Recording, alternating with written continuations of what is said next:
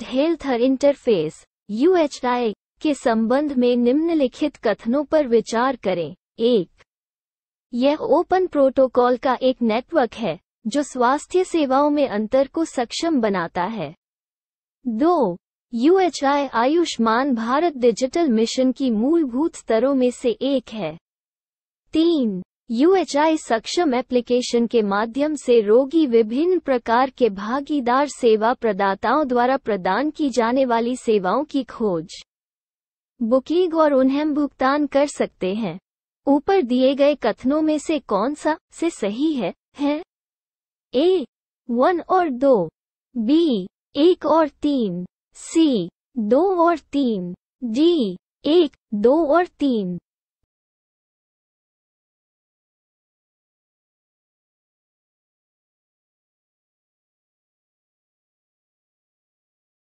उत्तर D.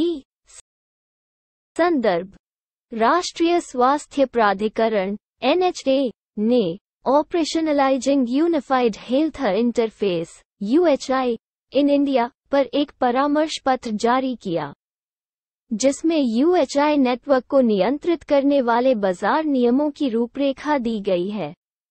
Unified health interface (UHI) क्या है? Unified health interface open protocol का एक नेटवर्क है जो स्वास्थ्य सेवाओं में इंटरऑपरेबिलिटी को सक्षम बनाता है। UHI Ayushman Bharat digital mission (ABDM) stack में मूलभूत स्तरों में से एक है, जो स्वास्थ्य सेवाओं की खोज और वितरण पर केंद्रित है, जबकि वर्तमान ABDM बिल्डिंग ब्लॉक्स व्यक्तिगत स्वास्थ्य डेटा के इंटरऑपरेबल एक्सचेंज को सक्षम करते हैं और डॉक्टरों, रोगियों और स्वास्थ्य सुविधाओं के लिए पंजीकरण प्रदान करते हैं। UHI इन बिल्डिंग ब्लॉक्स का लाभ उठाता है ताकि उपयोगकर्ताओं के लिए एक सहज एंड-टू-एंड अनुभव प्रदान किया जा सके। UHI सक्षम एप्लीकेशन के माध्यम से रोगी अपनी पसंद के किसी भी एप्लीकेशन से विभिन्न प्रकार के प्रतिभागी प्रदाताओं द्वारा प्रदान की जाने वाली सेवाओं की खोज, बुक, संचालन और उनका भुगतान कर सकते हैं। प्रशासन गांव की ओर अभियान के संदर्भ में निम्नलिखित कथनों पर विचार करें। 1. ये गृह मंत्रालय द्वारा शुरू किया गया राष्ट्रव्यापी अभियान है। 2. इसे सभी जिलों में सेवा वितरण और शिकायत निवारण में सुधार पर ध्यान केंद्रित करने के लिए सुशासन सप्ताह के हिस्से के रूप में लॉन्च किया गया है। ऊपर दिए गए कथनों में से कौन सा से सही है? A. केवल 1, B. केवल 2, C. 1 और 2 दोनों, D. उपर्युक्त में से कोई नहीं।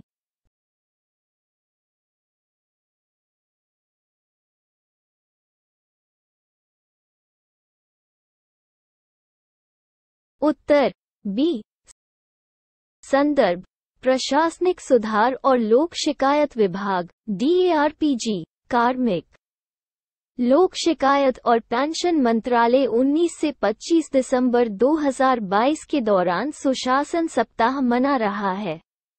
मंत्रालय ने पूर्व प्रधानमंत्री अटल बिहारी वाजपेयी की जयंती मनाने के लिए 5 दिवसीय प्रशासन गांव की ओर शासन, एक राष्ट्रव्यापी अभियान भी शुरू किया।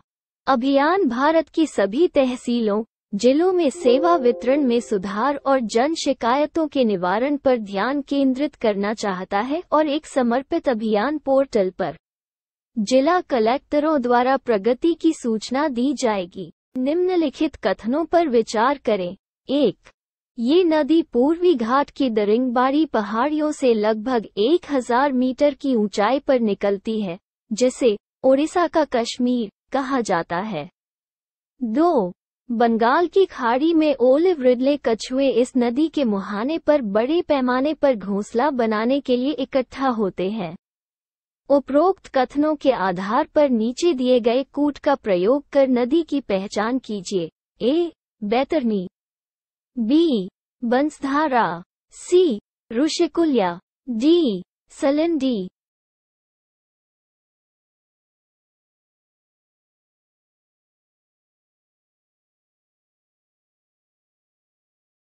उत्तर C. रुशिकुल्या नदी ओडिशा राज्य की प्रमुख नदियों में से एक है और ओडिशा के कंधमाल और गंजम जिलों में पूरे जलग्रहण क्षेत्र को कवर करती है।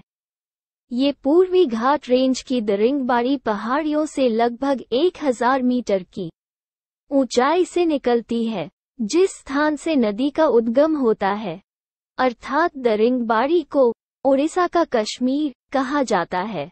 नदी गंजम में पूर्णा बांध में बंगाल की खाड़ी से मिलती है। इसकी सहायक नदियां बघुआ, धनी, बदनदी आदि हैं।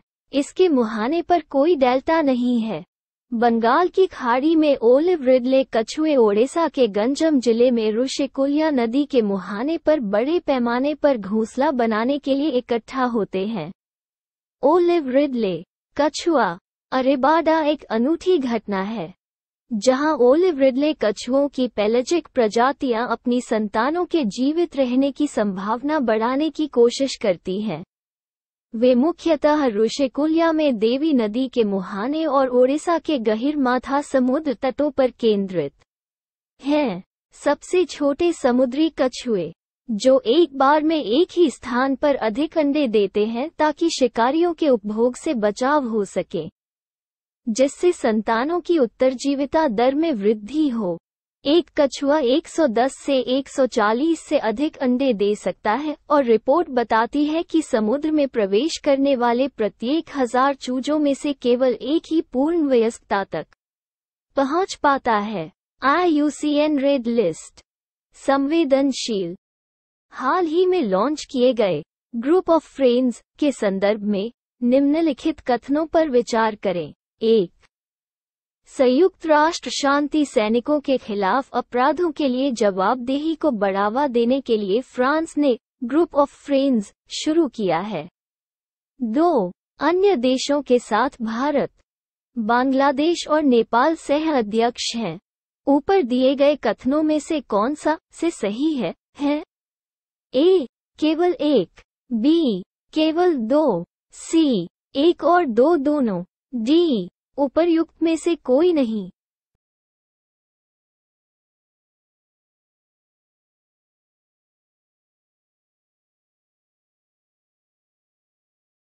उत्तर B.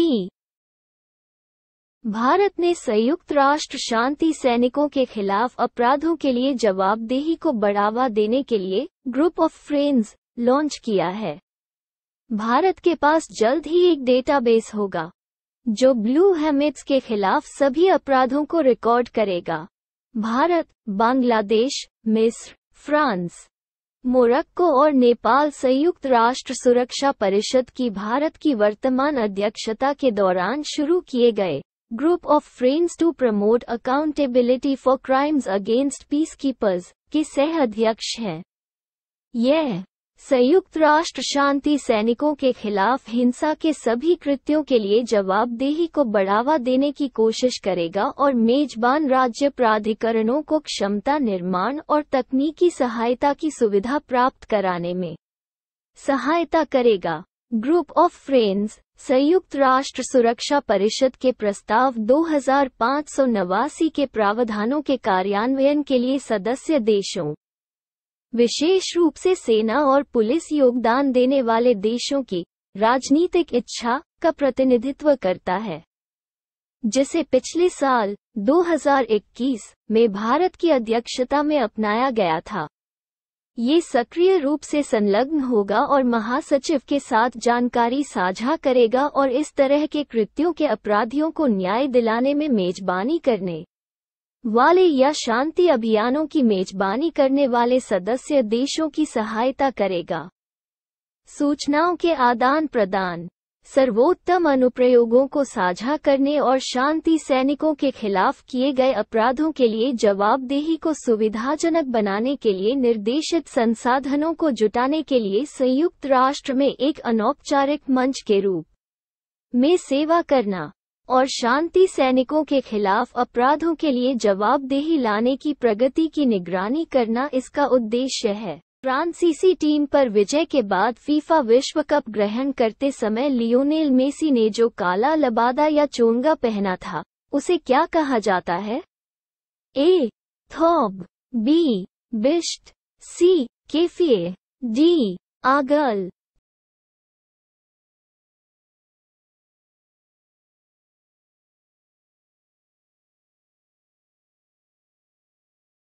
उत्तर बी। लियोनेल मेसी की सफेद और हल्की नीली प्रतिष्ठित अर्जेंटीना जर्सी पर खिताब ग्रहण करते समय कतर के अमीर तमीम बिन हमद अल थानी द्वारा बिष्ट पहनाया गया। अर्जेंटीना द्वारा जीते गए 1978, 1986 और 2022 फीफा खिताबों को दर्शाने के लिए इस लबादे पर 3 सितारे थे। बिष्ट ऊंट के बालों और बकरी की ऊन से बना एक वस्त्र है जिसे अरब दुनिया में विशेष अवसरों पर पहना जाता है। ये राज परिवार या धार्मिक नेताओं द्वारा पहना जाने वाला परिधान है। कुछ अरबी बोलियों में मिशलाह के रूप में जाना जाने वाला अरब दुनिया में लोकप्रिय बिष्ट पुरुषों का लबादा है और सामान्य रूप से हजारों वर्षों से पहना जाता है।